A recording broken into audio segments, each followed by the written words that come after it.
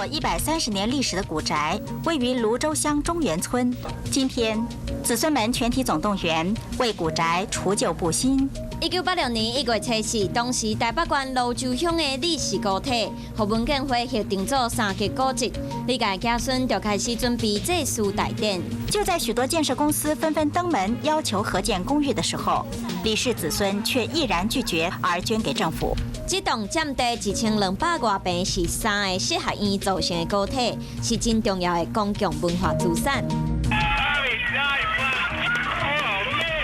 2004年1月7日，美国太空总署 NASA 第一台火星探测车进行后成功探测火星。这台探测车的头位工程师是台湾的李伟军，台湾民众听到拢真兴奋。有没有火星人？呀！进行后的主要任务就是探测火星是毋是有水甲生命，来了解火星。